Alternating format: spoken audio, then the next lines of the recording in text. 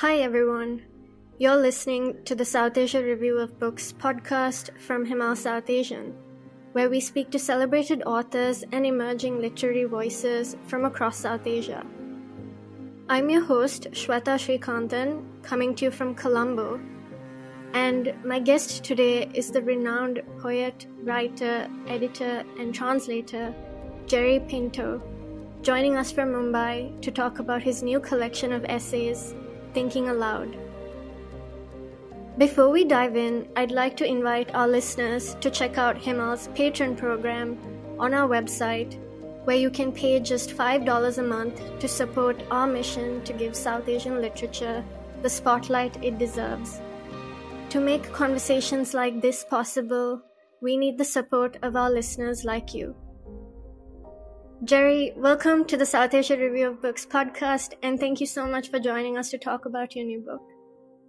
Shwetha, thank you so much for having me. It's always nice. I've followed Himal's career over the years. Many of my friends were with the original team that started Himal back in the day, when you were not even a thought in your parents' minds. So it's really lovely to be here. And I'm so glad that Himal is expanding and trying to find new audiences and new ways in which to connect to the world. Thank you so much, Jerry. I'm so happy to hear that. The essays in the collection speak so powerfully to the importance of reading fiction next to nonfiction. You urge readers to pick up biographies and autobiographies to see how history is shaped by people and how people in turn are shaped by history. At the same time, you reflect on how we speak for others and your own positionality in writing about women or Dalits. You suggest that we cannot erase our identities. Instead, we should bridge gaps until the day comes when marginalized voices can represent themselves. And our task is to simply document and amplify voices that might otherwise be lost. So, to start us off, tell us about how Thinking Aloud came together and what was the impulse behind this collection? There's a wonderful organization called History for Peace, run by the Seagull Foundation, which is, kind of the brainchild of my friend Naveen Kishore in Calcutta. And they invited me one day and they said, we'd like you to come and talk to the History for Peace conference, which basically brings together teachers across the subcontinent to try and give them a new perspective and a new understanding of how to talk about history in different and interesting ways.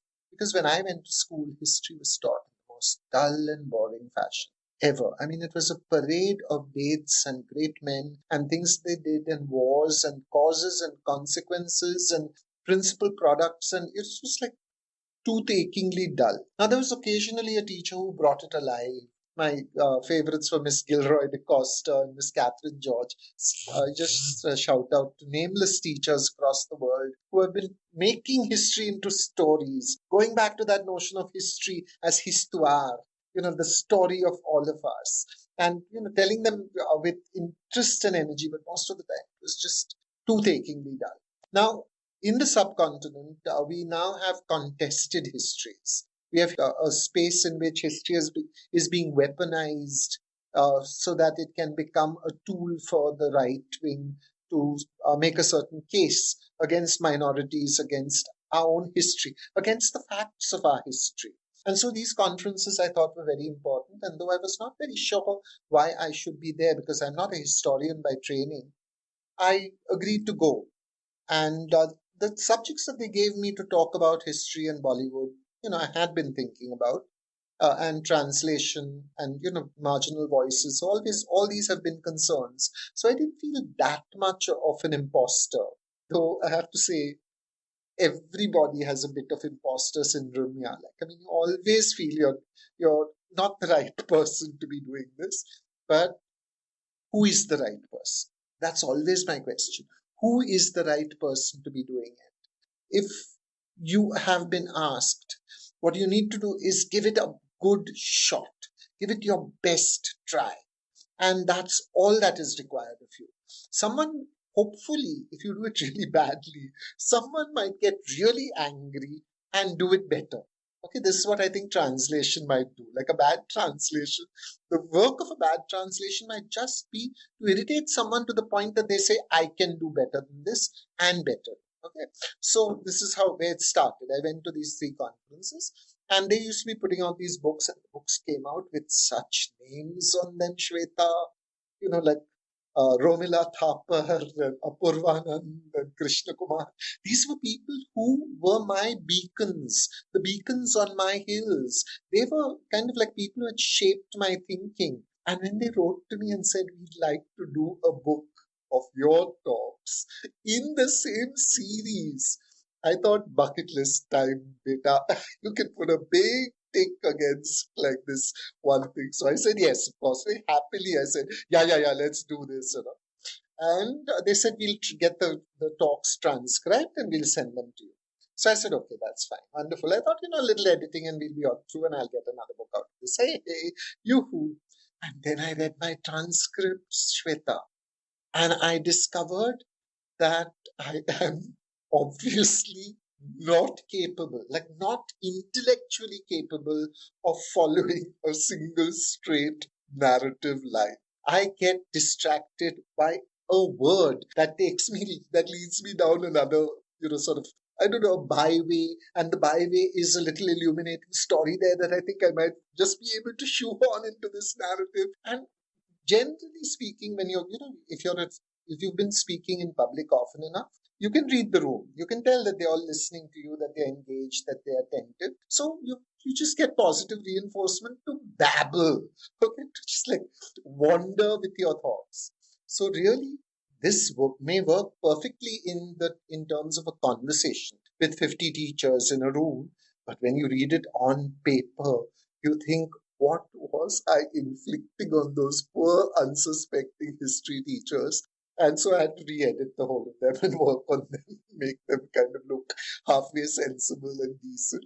And I wrote to Naveen and I said, look, boss, I have to do this. So he said, yeah, sure. And then I thought of Thinking Aloud as the title, which is kind of like, a little bit of a fudge, which means actually these are like, these were thought out aloud, but they have been edited substantially now. So all these three essays, I have to say, are available on the internet. People can go and see what I do there and what I've written here and see what difference there is. So I feel fairly comfortable that while I have made some changes and made some edits and structures, etc., the themes and tensions, the basic outlines have not changed, nor have my arguments changed. So I think I'm okay with that now. Okay, but that's how the book came about. It was just a wonderful thing that happened along the way. And Jerry, you begin the first essay by writing that if you should wish to snarl when someone suggests that Bollywood is a national cinema, I shall be happy to provide bass notes. You go on to say that Bollywood actually offers us the ideal frame for understanding the nation state. Could you talk about the role that Hindi cinema has played in building the nation, whether consciously or just through its presence as one of India's most popular forms of mass media?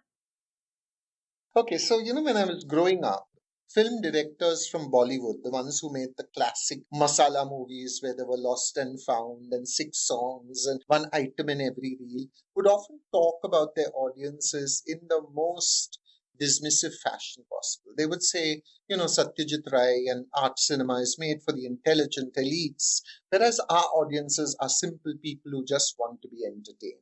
Right? That is fine in a way because that's what they believed. I don't believe that people should not say what they believe.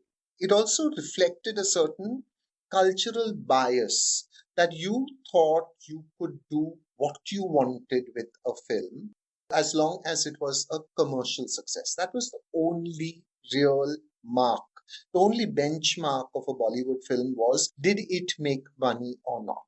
It is as simple as that. The rest of it, whether it was anti-woman, which it often was, if it was exclusionist, which it always was. I mean, minorities were always represented either to make fun of them or to, sort of dismiss them as unimportant.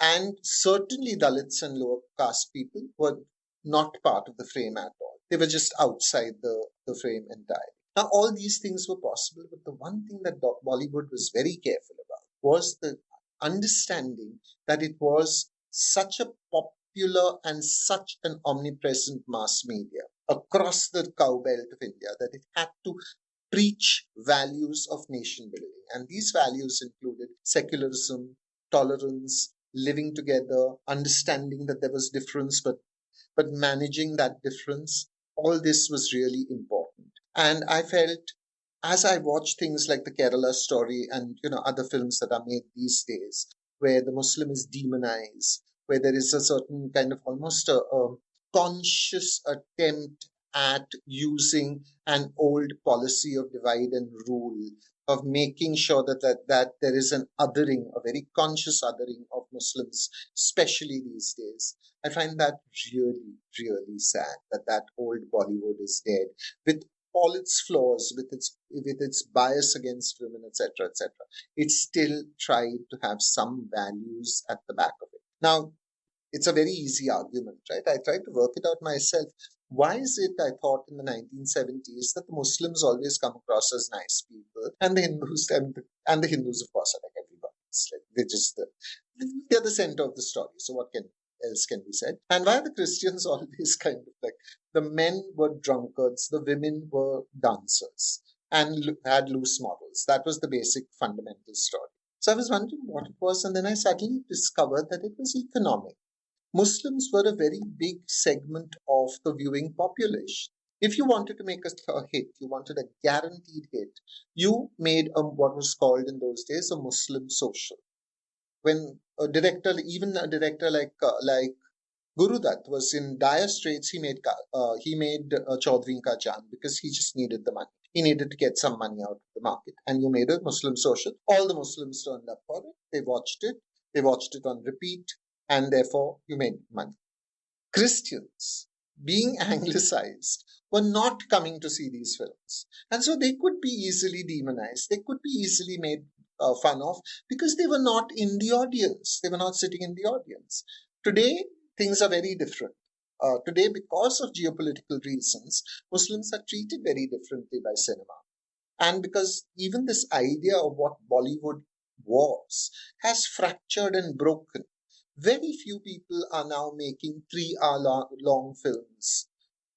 I think Om Shanti Om represents the apotheosis, the beginning of the end, where you decide that you'll make a film, a great big Bollywood film, which mocks Bollywood tropes. It actually, once you have injected irony into melodrama, melodrama has to die. Irony is the death of melodrama, and melodrama was the life of Bollywood. So once you started being ironic about the melodrama of Bollywood, Bollywood had its epitaph was written. So now you have a different kind of mindset, a different set of filmmakers, a different set of narratives. I cannot imagine an Andhadhun being made in the 1970s or 1980s, where there's no one who's morally clear. That world was world of binaries. There were good people and there were bad people. They were caught in a battle, and good eventually won over evil. Everyone went home happy. That was the deal. That deal doesn't work anymore. Okay, because we have, I think, now an understanding that a narrative that deals with binaries and with and ends with this happy ending is simply a fake. It's not going to happen. Those are fairy tales. They're very nice to tell children. We want something more. Let's talk about your approach to translation. You've written that you think of a translator as someone rowing a boat made of salt across the river, a boat that's dissolving as you move forward, and yet you keep going because on the other side, the need for salt is acute. You also say that I believe there are 2 mountains in translation. One is humor and the other is poetry. Could you tell us more about this and your approach to the craft? And what would you say to someone who's starting out as a translator? What should they hold on to as they build their own salt boats? Lovely question. Thank you, Shweta. Yes, indeed, I think of the idea of translation as this kind of crossing of the river started early for me. when I remember once thinking about, someone said to me, in Bombay we use so many languages fluently and effortlessly. I speak Hindi to my driver, and I speak Marathi to the person who washes my floor, and I speak Gujarati to my neighbor, and I speak, English to the rest of the world. And I was thinking, yeah, but is that really the use of language?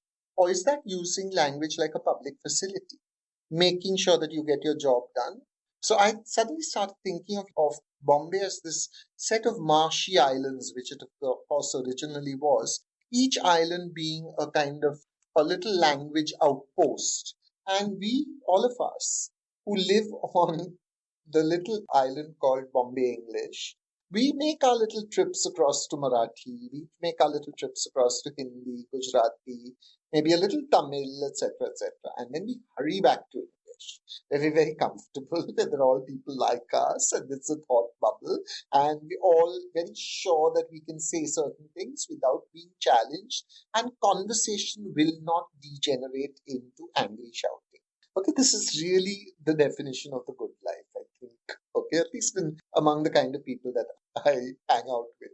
So now, what does it mean then actually to encounter another language in the real sense of the word?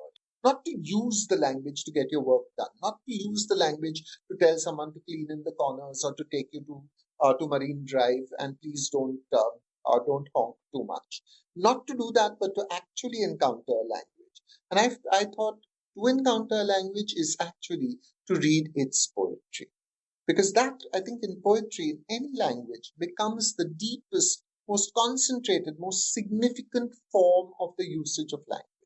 And of course, we know that poetry has become an elitist preoccupation. We know that poetry doesn't sell. We know that nobody reads poetry. We know all these things, and we know them at the level of cliche. And we should remember that cliches exist for us to line them up against a wall and shoot them one on one, because poetry is alive. It is very, very much alive in almost everyone's hearts and minds. When you are in sorrow, you reach for a poem. When you are drunk, you reach for a poem. When you are courting someone, you reach for a poem. When you are trying to soothe a child, you reach for a poem. When you want to talk to God, you reach for a poem. Each of these times you reach for a poem, and you're telling me that poetry is dead? Are you joking? So poetry is alive. But we do not, when we seek out, when we in this multicultural world that we talk about, when we say we are multilingual, we do not seek out poetry. We seek our comfort. So translation is for me an attempt to say, I am coming to your language as a pilgrim. I'm coming looking for darshan. I want to look deep into the eyes of your language. I want to enrich my soul there. I want to take riches back to the people who do not know your language. I want to work with your language as best I can. That's what I'm looking for.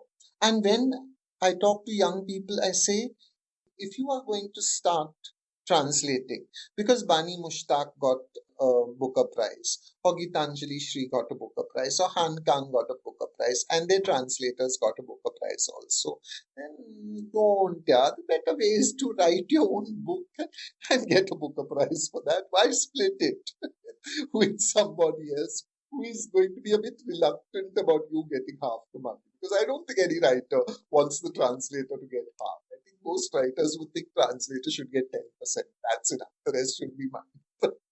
Joking. I'm only saying this is the deal. Translated books are now getting a lot of attention and are winning some prizes, but the odds of you actually winning a Booker Prize or a big prize for a work that you have translated are 1 is to 1 million. Don't bother about it for that reason. But if you really enjoy language in the sense that you like to wrestle with language, you like to get down and dirty with language, you like to have it smeared all over you, you like to have it scraped across, you're dreaming of words that things that could work in a translation. Welcome. There is no joy. I've been a writer, I've been a poet, I've been an editor, as you pointed out in the beginning. But the real fun of language is translation. That's where it really gets intimate and you're really stretched. And the result also is that when you go back to doing your own writing, you are fulfilled and enriched and vitaminized and super strengthulated because of the encounter with the other language, which is kind of like just a delight in everything. If you start by thinking, I spent 1 year on this and how much am I getting paid? You're going to become a bitter person. It's better not think about money. Think about the infinitude of richesse, the real lovely joy that you have had in dealing with the work at hand, trying to understand what the writer might have wanted to say, and trying to get that down into the language that you are using, English in my case, trying to work with an emotional temperature that is very different. I think the bhashas in India, Hindi and Marathi and Konkani, which I work with, have a very different modular temperature from English's temperature, which after the 20th century, with the arrival of modernism, with the arrival of less is more, with the arrival of T.S. Eliot and Pound, it was reduced close to zero. Okay, like, I mean, the cooler you get, the better your English becomes. Whereas the Indian languages are still around 30 degrees centigrade. We're still tropical. We're still enjoying, relishing. We love our adjectives. Can't imagine a life without adjectives.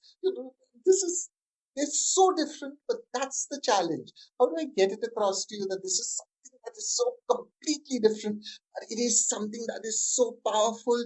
You need to hear this. That's what I keep saying. You need to hear this because if you are a reader at all, if you are interested in language at all, why would you only want to keep eating one dish at the buffet of language every day of your life? So here's a poem that I did from Muktabai in the 13th century. It's called Joy and Sorrow. First came joy, and on the morrow, hard on her heels, a visit from sorrow. Just as we settled down to grieving, sorrow announced that she was leaving. Joy and sorrow, what's the difference? Both are sisters, born of ignorance. Muktai tells Sangya, self-born the soul, standing like a banyan, erect and whole. When I finished this one, I felt like I had climbed a mountain. I felt like, at that point, I felt I could just put my pen down, sit back, and say to myself, Jerry, you so rock this one. Okay, it's that kind of feeling that you do not get after you've written one of your own poems because you never can write them. This is the thing about getting a translation right is so delightful in some fundamental, basic, down in the gut feeling that if you don't have that, if you can't imagine that, if you're listening to me and thinking, what is he saying? Is he insane? Then maybe you shouldn't be translating. Here's the test. That was brilliant, Jerry. Thank you for sharing that. So, your first translation was the remarkable Cobalt Blue by Sachin Kundalkar. In the novel, the brother and sister never speak to each other about their experiences around love and sexuality. You've written that this silence is also the great silence that haunts India. There's a horrible silence around so many things about being gay, being Dalit, being Muslim. What was it about these silences that drew you to the book? When we grew up, there was a very potent phrase that everybody threw at us, a proverb.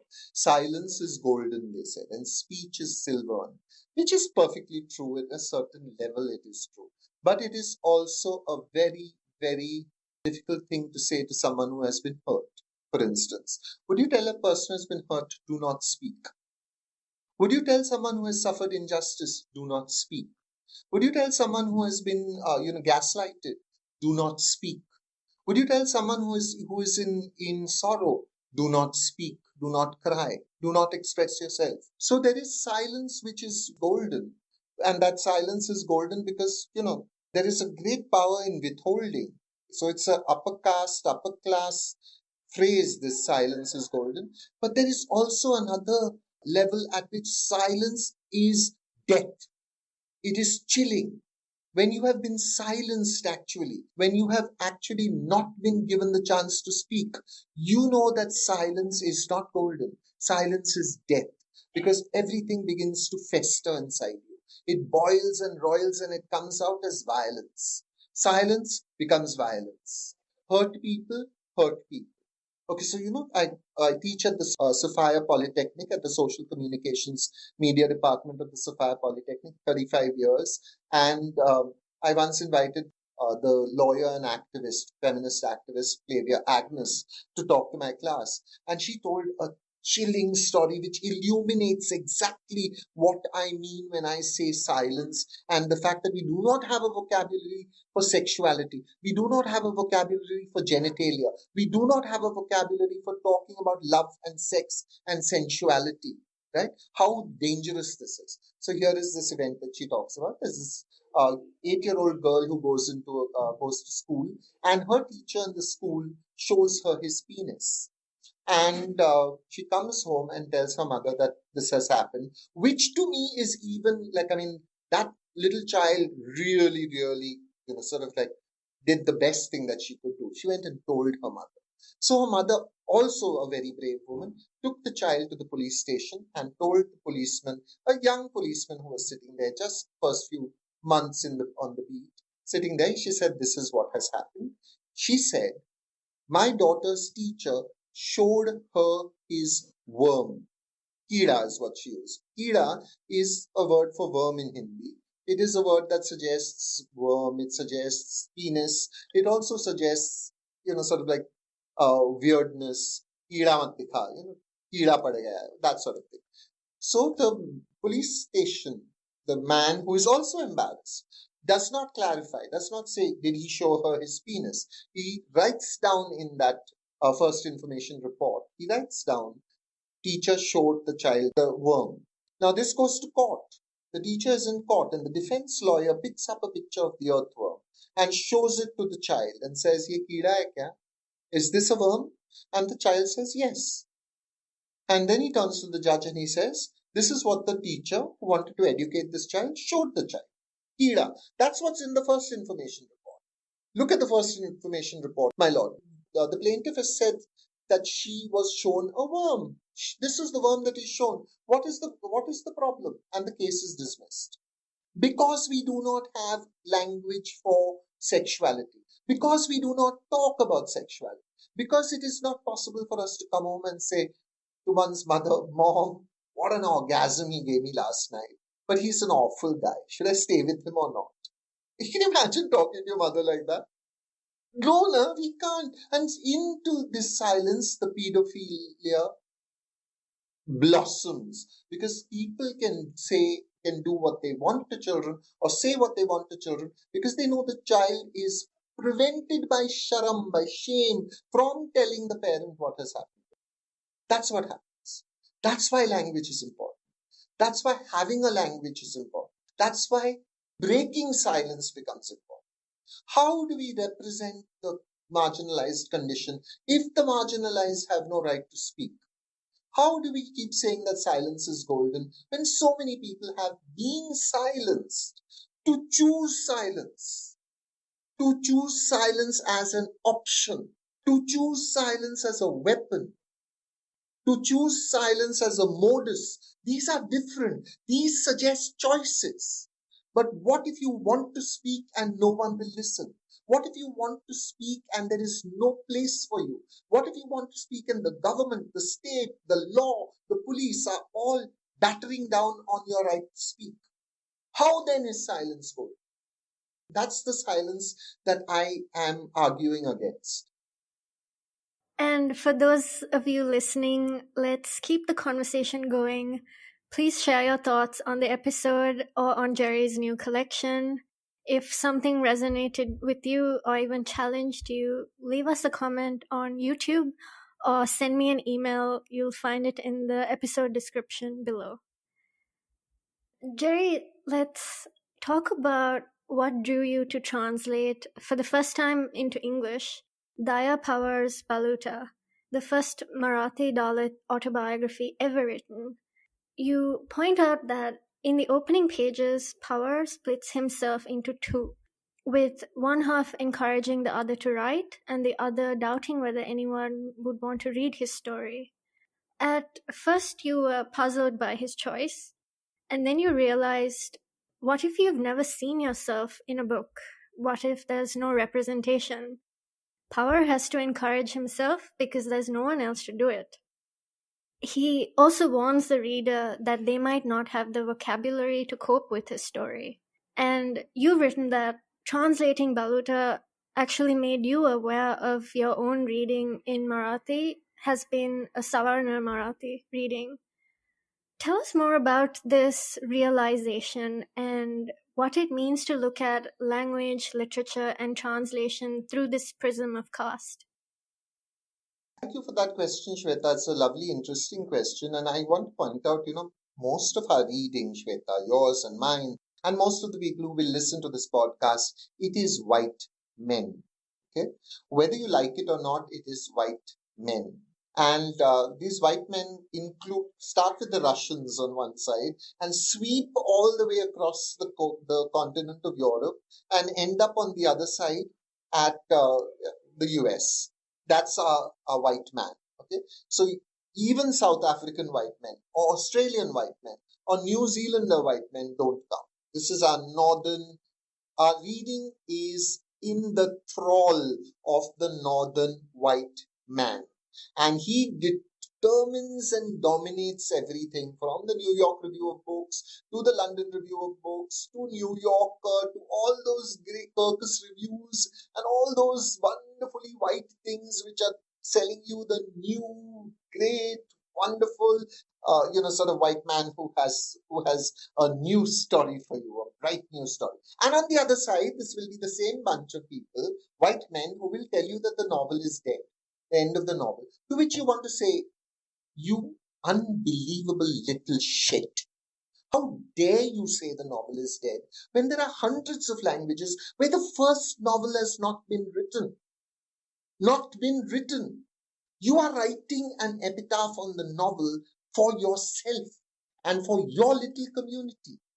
Don't you dare tell everybody that the novel is dead. Okay, now having said all that, so now when one starts reading in Hindi and Marathi and all, one feels so self-righteous that one has broken out of the white man trap. Okay, now one is reading Hindi and Marathi, and one is so proud.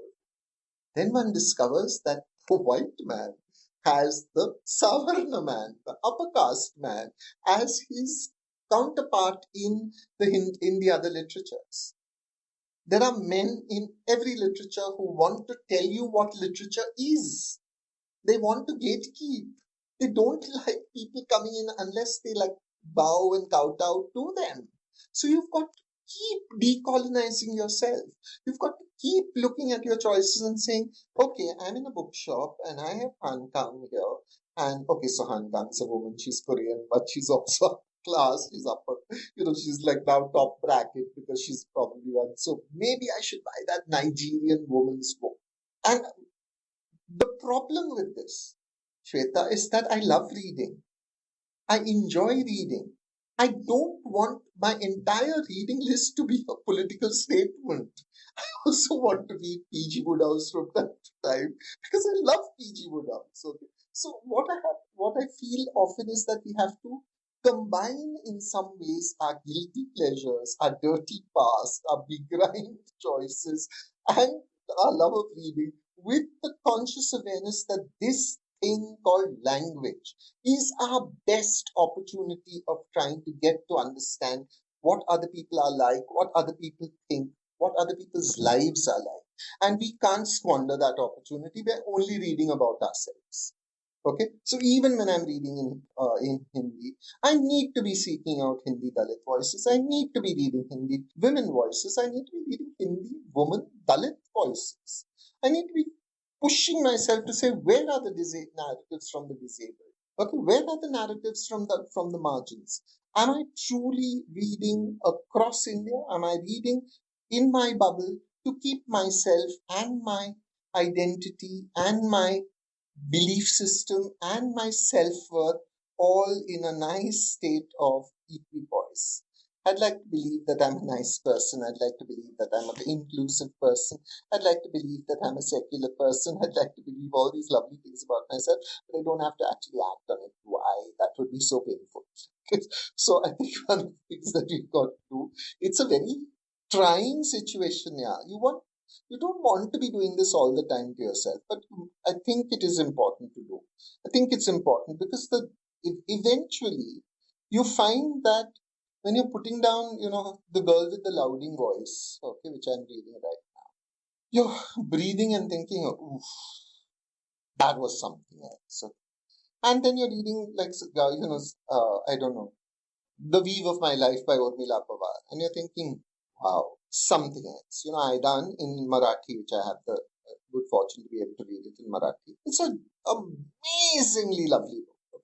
So actually, these acts, which you may begin in this kind of like slightly odd fashion, which is half self-righteous and half condescending and half morally superior, kind of like all virtue signaling, all that shit is going on when you're choosing the books that you're reading. You still come out thinking, whoa, that was a good thing.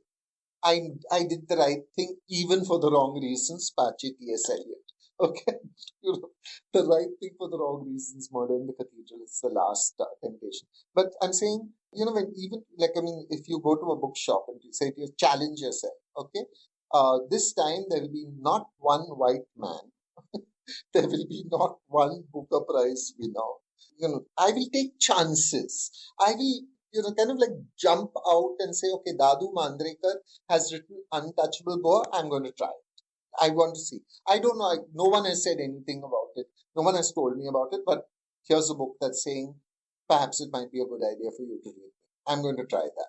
I think if we all opened our doors a little now and let everything, all these like strange breezes come in, the result would be you'll never be able to sleep well at night, but you will dream really exciting dreams. So, okay, this is stupid, but what I'm trying to say is that even if you start the project of decolonizing your reading and decolonizing your mind out of all these high-minded things, the result can be exciting and fun. You can still enjoy yourself, is what I'm saying. Okay? And I'm enjoying myself. Otherwise, I don't know if I'd be still doing it. So sometimes you have to cling very hard to be reading another book from some slightly small, from a small press, which has not been edited as well as you think it could be, but it's still saying something that is important. It's lots of ways in which we can gatekeep our own minds. No? You say, oh, this person doesn't know that the infinitive is not followed by a noun. Dear me, darling, I'm not going to read it. But that person might be saying something important to you. So could you get over your grammar bias? Just see what the message is. I think we need to work very hard at how we read and what our choices are, because our choices determine who we are. And I think I'm a work in progress right now and still kind of like, flailing and trying to figure a way of how to read, because myself is hopelessly, kind of like I grew up reading Enid Blyton and P.G. Woodhouse and all Stanley Gardner and Ed McCain, like the school to which I went had no library. We had 30 books in every cupboard, in every class cupboard. That was supposed to be our library, right? So there was no support in,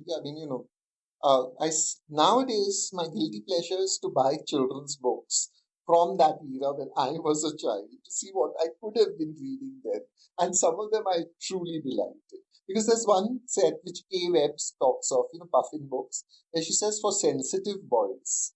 And I think that's a lovely definition. Okay, sensitive boys is saying it well. It's not saying like these are, sort of like, I don't know, sissies or pansies, or it's saying boys with a certain, who not likely to kick a cat out of the way. You know what I mean? That kind of boy might like this book. I really like that phrase, sensitive boys. Now, Kay Webb is obviously a white woman. Puffin is often talking about upper middle class children, but still, some bits of me still want to be like, want my little Jerry Pinto, this young fellow who didn't get too many interesting books. I want to feed him as well. And like at the end of the day, Shweta, like our reading is like our sexuality and our love and our desire. It is anarchic as well. So it just won't listen and won't obey often. It just like goes and does the wrong thing. So that's also okay, yeah, as long as you're trying, I think. And Jerry, you've written about how at first you didn't want to become a teacher. You felt like you were enabling a flawed system. You've seen how students are often denied agency in classrooms and trained to defer to teachers and textbooks. They both resent and fear this lack of autonomy, and they're shaped by a system that's only rewarding conformity most often. Yet, over the years, you've stayed with it by resisting the one size fits all approach to teaching. You made space for students who were struggling, who weren't always performing well.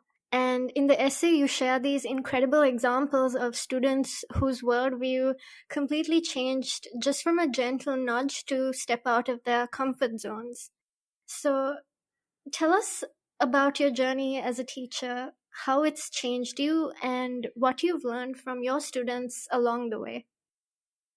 So, I sometimes think about this whole teaching jag, no? And I think the only people who would want to be teachers are power hungry maniacs. Okay, like like what else? What is it that would make you want to seek out the company of like young people with less nuance and less experience than you, and to try and shape their minds and make them think like you? You are obviously a little dictator in the making. Okay, you're a fascist.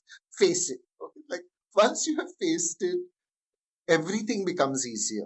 It becomes easier because you say to yourself, even as you're saying something, you can say, oh gosh, here he comes back again. Here is that old mad fascist Jerry who's like poking his eyes out. And you stop in between and say, sorry, what do you think? As soon as you say, sorry, what do you think?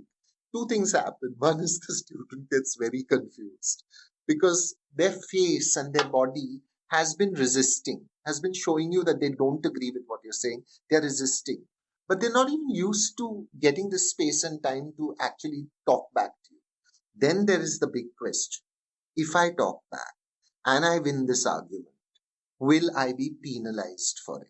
Because that's what all Indian students, all students all over the world fear, that if you go against authority, authority will get back at you, right? So there's that fascism inside them as well, that awareness. So you've got to actually try and then create a comfortable space where they can speak what they want to. Third problem. Often, when you are speaking, what does not occur to you is how terrifying it is that your language is smooth and easy and that it comes without effort, and you always have the access to the right words at the right time at the right speed, and you don't have any problems with expressing your thoughts. And a student may be struggling as a second or first generation learner without access to that much of a vocabulary, wanting to say something but not being able to say it. I've often found it is counterproductive even to say things like, you can speak in Hindi if you want to, okay? Because that actually emphasizes the difference and says, this person is obvious. Like, I mean, it doesn't work. So you've got to actually work with waiting, with letting them find their space to think and talk. And time is ticking by. Time when you have certain messages that you want to put across. And if you do not actually, you cannot decenter the self and say to yourself, my message is not important. This kid or this student person, kid, I'm saying, I'm not trying to be demeaning to them, but it's sort of like when you're a teacher, they're all your kids. Yeah, for that point in time. They're 20, I'm 60. How can they not be kids in my head? But I'm saying this student is now at this point in time learning to formulate an argument and speak back to authority. This is the learning, not what you are saying, but that she is beginning to say, and she is overcoming fear, and she is overcoming, the terrible positionalities that we have been assigned, this power that has been placed in me, this helplessness that has been given to her, these tools that I have, marks, grades, prizes, certificates, all these tools that I have, how can I lay them down and let her speak if she manages to say something, however flawed, however egregious in reason? I have won. The system has been defeated. We have achieved a victory. Okay? Now, if all our lessons could be like that, where whatever the student says is a learning for the teacher and an achievement for the system, what need for grades? They will go out, just transform people, able to speak truth to power, which is what we need from journalists. I've been teaching a journalist course.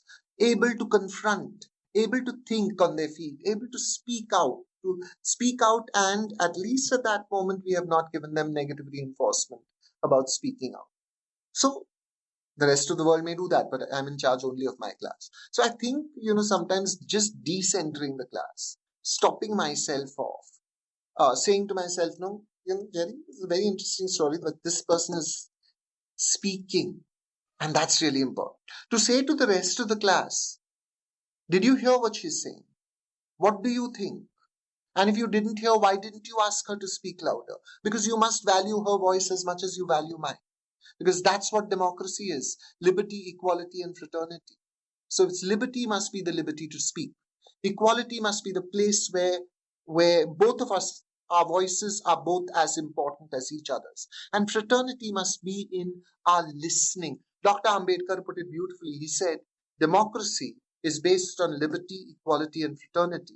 But without liberty and equality on their own, they don't work unless there is fraternity between them as the living, vital, emotive link that keeps both alive. So if this class as a whole cannot become supportive of each other, cannot become warm to each other, if the class cannot be a sensitive space, a hearing space, a space where every student's voice counts, right? If it cannot become that, again we have failed. And that is our job as teachers, to create those spaces where students will think and be heard, and when they speak will not be penalized because they don't agree with you. Of course, we must teach them to research. Of course, we must teach them to find facts. Of course, we must teach them, to use libraries, etc. All that we have to do. But we also have to give them opportunities to hear themselves speak, because their voices up to that point are just echo chambers of teachers, adults, seniors, textbooks, and now YouTube, WhatsApp, Instagram. These are just echoing around in their heads, and sometimes when they open their mouth, what comes out is just an echo. So when they're angry, when students get angry at what you say, they often will reply beautifully and with great thought. So part of your job also is to spur anger in them and then hear them speak. Otherwise, teaching becomes repetitive and boring. It's the same things that you say every day, every year. Why would you do it? But if you allow the class dynamic to determine the class, if you say to yourself, 20 new people, 20 new minds, 20 new thought processes, what are we going to get out of all of this? You're going to have a great time in class. Otherwise, you're just doing textbooks and syllabus, all that nonsense, which is really about bureaucrats keeping themselves happy. That's what textbook, syllabus, all exam paper, grades, examinations, all these are.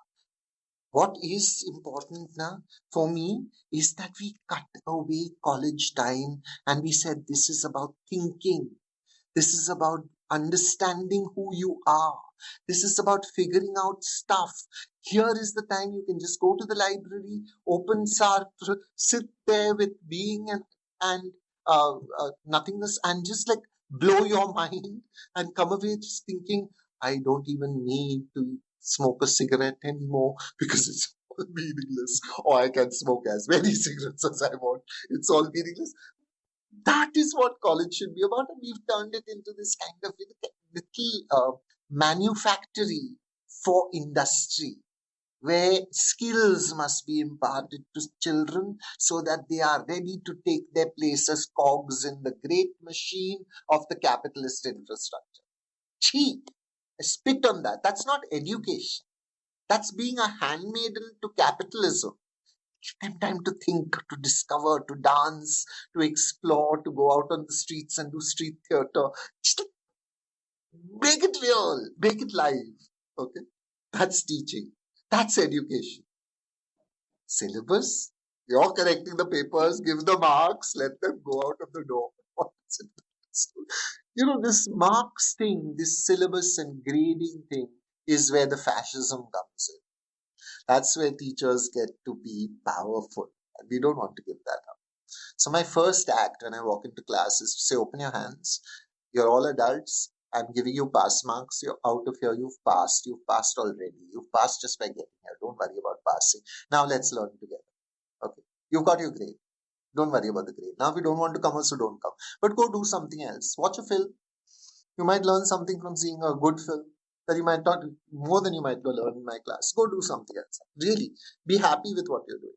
Because it really, this, attendance and 75% and all this, just bureaucracy, the mind of the bureaucrat in the space where creativity is required. Okay, that's it. The mind of the bureaucrat when teaching is an art form, the greatest art form there is. Because it actually, as a good teacher, you're not supposed to, Socrates does not make Plato, does not make Aristotle into the same people. They give them the space to be themselves. That's what the system needs to be. Sorry, I rant. Like a moment and I'll rant. Not at all. And anyone who's had the privilege of being in your class, they are extremely lucky. So, Jerry, your novel M and the Big Whom tells the story of the Mendez family. M, the mother, lives with bipolar disorder, and she's based on your own mother who suffered from the same illness. After the book came out, people would come up to you at readings to share their own stories of living with and caring for someone with mental illness or infirmity. Your story, in a sense, made other stories possible. And eventually you gathered these stories in an edited collection, A Book of Light, When a Loved One Has a Different Mind.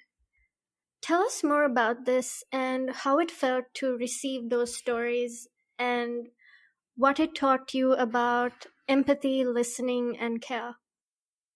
Okay, what it really taught me about was not what you say, but how you say it. Okay, that's like the baseline. Because, okay, you've received a piece where someone is telling you about walking into a room and finding her daughter dead on the floor, dead by suicide, okay, dead by depression. And you're reading it, and you're an editor. And you have to write back to the person and say, thank you so much for sending in this piece. Thank you for the bravery that you showed in sending it. Now I need you to rewrite it. God, it's so difficult. I used to agonize over writing those emails because most of the people were not in the city. Otherwise, I preferred to go and meet the person with the piece in front of me, visually show them how grateful I was, maybe hug them, maybe just listen for a while to things that they couldn't write down, and just share and then say, okay, now getting down to the piece, I think if you move this paragraph here, and we move this here, and you gave me a link between these two, this would work so much better. And often this would be greeted with anger. And I understood why. Because that person has written it with a raw nerve. They plucked a nerve from somewhere inside themselves and they wrote with that. And often they just don't want to go back to it. They want it to be how it is. They're done. Other people wrote back and said, in the process of starting to write this, I'm being triggered. And my therapist has told me this is not a good thing to be doing right now. Immediately, I would write back and say, no peace is worth your mental peace. Okay, so just ease off. Don't worry about it. Let it go. If you should ever feel ready to come back to it, under supervision from your therapist, talk to her or him or them and see what happens, and then we'll talk about it again. So often the book would seem like it was falling apart because it would, out of the first 40 people who said that they would write, 25 just wouldn't. One person, beautiful story, man, such a beautiful story. bipolar doctor in a small town in Australia, Indian doctor. Okay, he's bipolar, and when he discovers it, he goes to everyone in the community and he says, "I'm bipolar, and I'm the only doctor here. I'm what you've got. Do you want me to leave?" And they all vote, and they say, "No, not to leave. Stay. Okay, be our doctor, and we look after you just as you look after us. So don't worry about it." Such a lovely story. And then the daughters of the doctors wrote to me and said, "We don't want our father remembered like this as a bipolar man." And I thought, no, this is heroic. If he was a doctor and he was wounded and he still could care, and they could care for him and his wound, it's an epic story. It's beautiful. Please write. But they couldn't, and so I let it go. As often there was that, of the stories that got away, which are even more beautiful than the ones that are in there. But to all the people who wrote in there, they had to actually bear with me, suggesting corrections, changes, edits. They often did 3 or 4 drafts coming in. And that for both, I mean, I kept thinking when I was writing M in the Big Home, I was my own editor first, primarily. Okay. And I had to keep telling myself, Jerry, this is only a story. It may be a reflection of what happened, but it's only a story. Calm down, get to work. And because I was saying it to myself, I could hear myself caring for myself and also being stern with myself, disciplined with myself. I sometimes wondered if that caring was coming across to those people and the discipline. Because I wanted them to write their pieces. I wanted this book to come out. I think I thought it was an important book. I believe it's an important book. But often people write to me and say, can I send a piece for is the second part coming out? So I believe that there is room for it. But I had to be disciplined and I had to be caring. And I have the feeling that if I were a woman, had I been a woman, I would have managed this act so much better.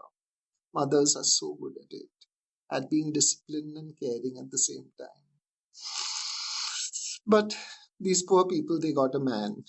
So they had to deal with me somehow. So really it was about that. It was, how do you receive the gift of such a story? How do you hold it in your hands and respect it for what it is? And then also make it what you know it can be. M and the Big Home is in many ways also about how your mother was erased from your family's public sphere because of her mental health. You've written that people spoke of her only as she had been and avoided her reality in the present. You've said that perhaps much of your writing life has been about bringing back into view women who had, in some ways, slipped out of the public eye. This is something you also encouraged in the classroom. So, how do you think we can move beyond simply acknowledging this erasure? And how do we turn all our talk about resisting the invisibilization of women in our histories and our everyday lives into real, sustained action? Shweta, I have an assignment for you. I need you to write a 5,000-word piece about your mother. I'm going to give you 21 days to write it. I want it to be a stereoscopic piece. I want you to talk to all her friends. I want you to talk to her family. I want you to talk to your father. I want you to talk to anyone who knew her and write that. Start very small. Start by recording your mother. Okay, you can't write a 5,000-word piece. No issues. Take your phone, sit in front of your mother and say, tell me about your childhood. Tell me about when you have a daughter. You will be able to show her what her mother was like. And maybe your daughter can shoot you. And then we will have a living archive of women. I had a wonderful student who used to say that, his grandmother was a Dalit who told him stories of how when the upper caste came, she would put all the children into the grain jars and cover them up because, they might be killed.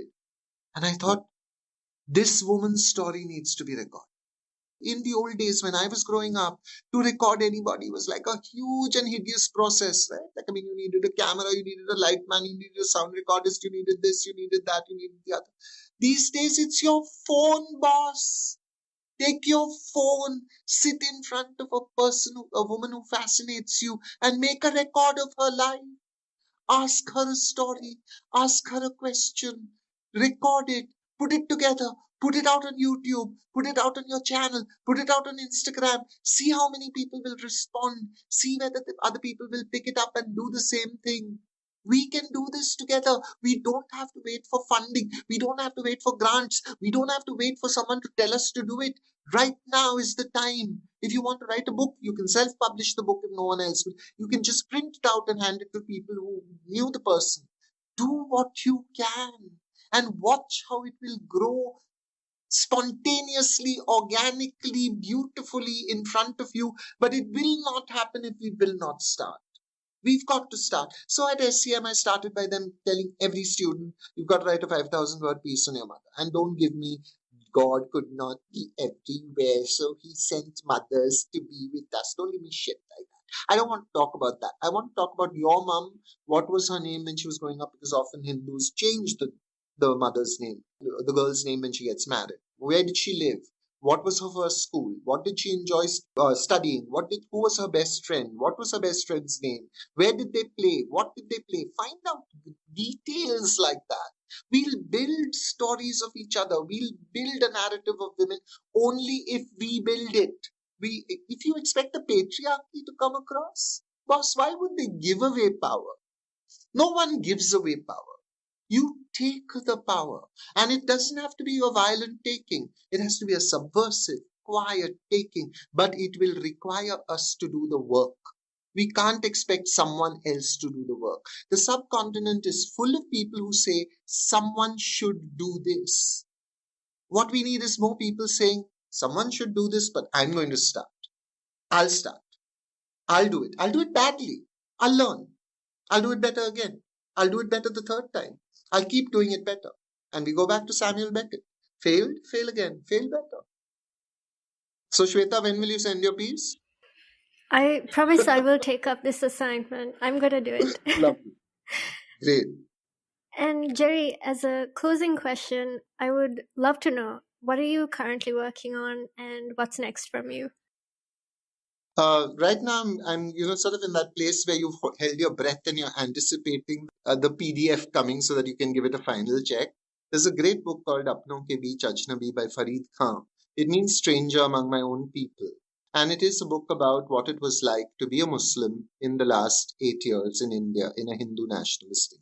And it's a series of small, really lovely essays, because I often feel that the voices on the secular side, on the pluralistic side, tend to be academic voices. They tend to speak in a language that people don't get. And I think I'm not academic shaming or anything like that. I'm just saying that sometimes the language is difficult. This is easy, beautiful, approachable. And I was so proud to be able to translate it. So happy to translate it. It's a book that will come out hopefully in the next couple of months. It's called A Stranger in My Own Land. Please look out for it. And if you find it worthwhile, maybe we can do another conversation on Himal. It was lovely to be here, Shwetha. I'm so pleased to have been interviewed by someone who was so well prepared and who read the book so thoroughly. Jerry, thank you for this wonderful conversation and for taking the time to speak with me today. It was a privilege and a pleasure to have you on the show. Lovely. Thank you so much. Thank you for listening to the Southasia Review of Books podcast from Himal Southasian. This episode was edited by Ritika Chauhan. If you like this episode, please share widely, rate, review, subscribe, and download the show on your favorite podcast apps. You can find the links to subscribe and listen to previous episodes on our website at himalmag.com.